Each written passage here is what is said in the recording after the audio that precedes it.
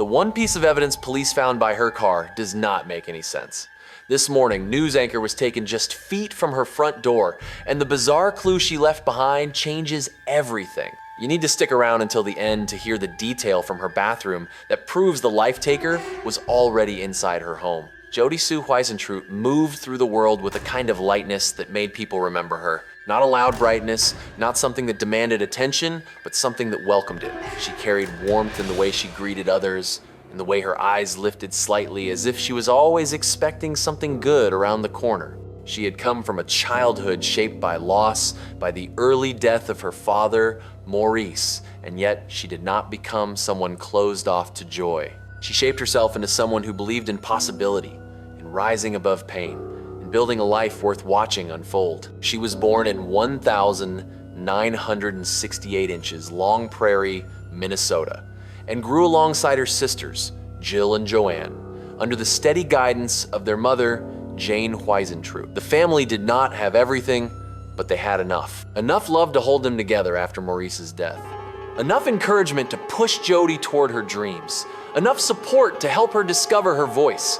And that voice would eventually carry her into the world of television news, where she would learn to speak to thousands before the sun even rose, shaping mornings and moods with her presence. But long before she would stand in front of cameras and teleprompters, she was just a girl who liked to move. She was athletic, confident, active, playing softball and golf, always seeking the next challenge. She was not driven by winning for the sake of victory, but by the way, movement made her feel alive. That sense of momentum became something she carried everywhere.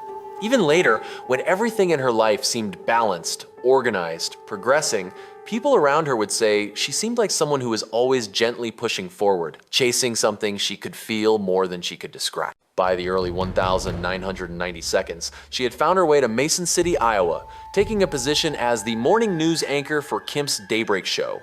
The hours were unforgiving, waking before the world, preparing scripts in near silence, adjusting microphones and makeup under fluorescent studio light, but she embraced the schedule. She moved through the newsroom with energy, placing handwritten motivational notes around the studio, reminding coworkers to smile, to breathe, to trust themselves. It was the kind of job that required discipline, consistency, and presence.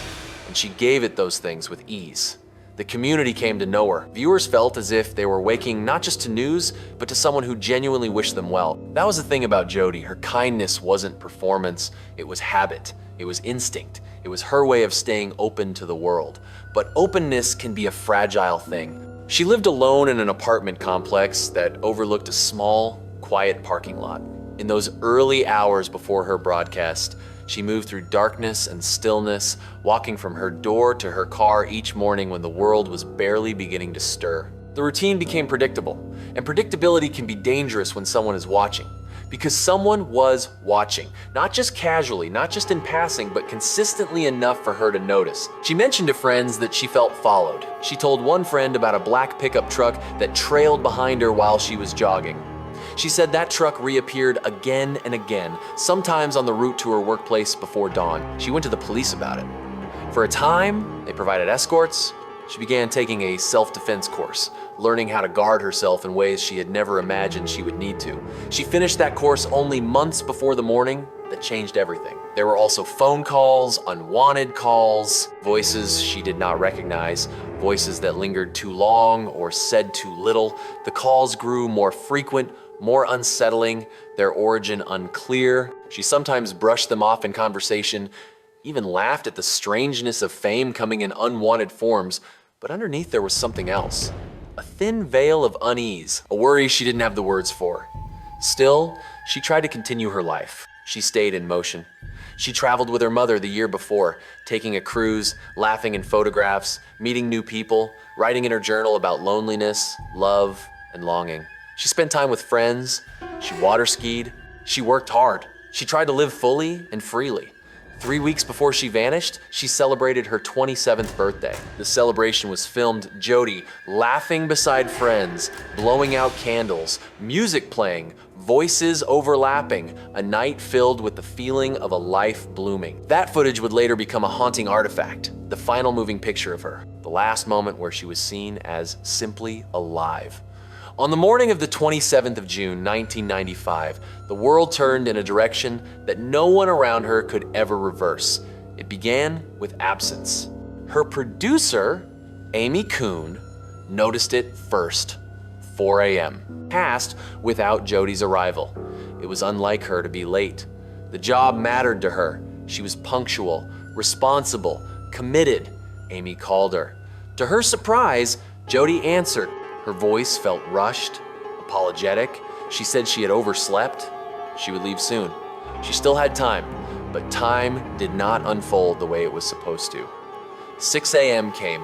The broadcast began without her. The sense of wrongness grew heavy and immediate. Calls went unanswered.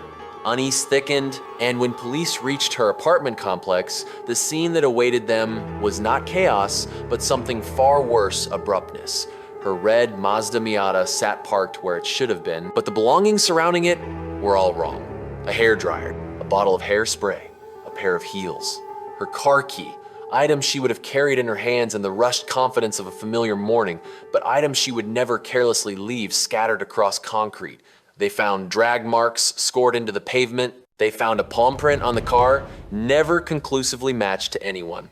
Neighbors recalled faint sounds, a scream that sounded like a cry for help, or just a sharp sound in the early light, too easily dismissed in the fog of waking. Something had taken place between her front door and her car, something fast, something planned.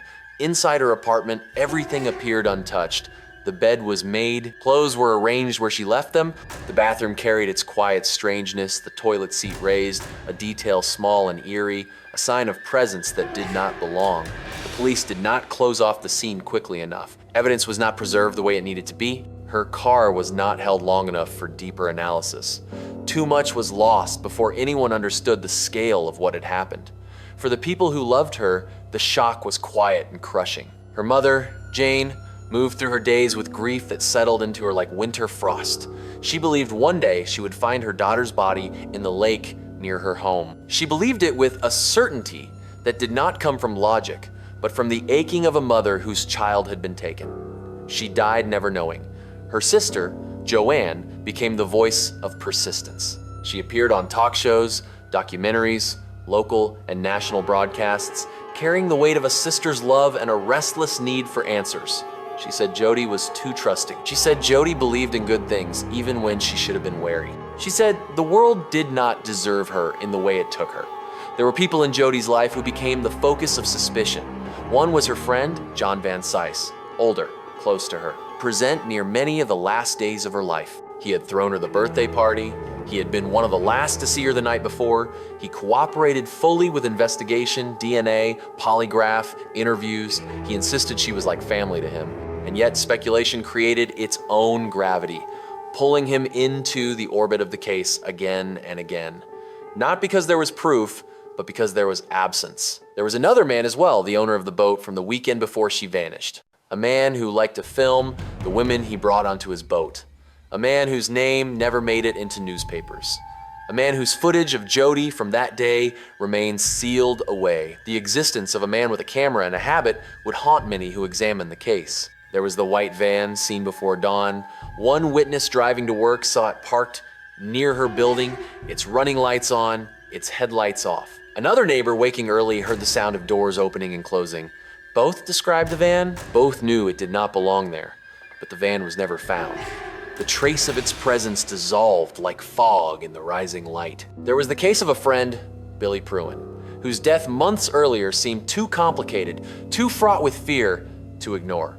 He had been troubled, he had spoken in unease, then he was gone. And Jodi, curious and compassionate, asked questions about his death before her own. For some, the two disappearances form an invisible thread, a thread that leads toward a man named Dustin Honkin, convicted of unaliving witnesses who testified against him. But the thread remains thin, unproven.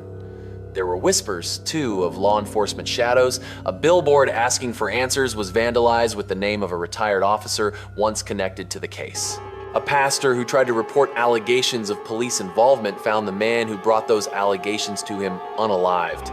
A female officer who tried to speak about misconduct was fired. These are stories made of smoke too heavy to ignore, too ungraspable to build upon. There was also Tony Jackson, a man convicted of crimes, a man who had approached Jodi once, a man who wrote lyrics that sounded like confessions. Cadaver dogs alerted near a silo matching his description. Nothing was found. The absence again swallowed the possibility whole. And through all these possibilities, through every thread that begins and ends in mist, there remains one constant question. What happened to Jodi in those final moments between her door and her car? She would have walked with purpose. Even rushed, she would have moved quickly, keys in hand, thoughts already on the broadcast ahead. For someone to intercept her, they would have needed to be waiting. They would have needed to know her schedule. They would have needed to move decisively. And they did. There was likely no long struggle, no drawn-out chase, just a hand, just force, just the compression of fear into a single breath. The morning swallowed her. The world moved forward without understanding it had lost someone irreplaceable. Years passed, seasons changed, new anchors sat beneath the studio lights where she once stood. Yet she remained in the memory of those who had known her, not as a mystery, but as a person. Someone who laughed, someone who cried, someone who believed in the beauty of everyday things. Her mother died without answers. Her sister continues to carry the weight of the question. The town carries it too. Each anniversary invites the same whisper, the same fading hope, the same flicker of unresolved grief. Someone knows something. Someone remembers a detail they have never spoken aloud. Someone holds the truth like a stone they refuse to lift. Someone lives with the memory of what happened between darkness and dawn. Jodi's name remains not because she disappeared, but because she lived. Because she mattered. Because the world she left behind has not learned how to let go of the light she carried. The quiet waits. The question endures. The morning never came. That detail about the bathroom changes the entire story. Tell me who you think was waiting for her that morning. Let me know if you believe the real answer has already been discovered. Share your theory in the comments below. I read every single one. For more true crime stories that will keep you up at night, make sure to follow the channel.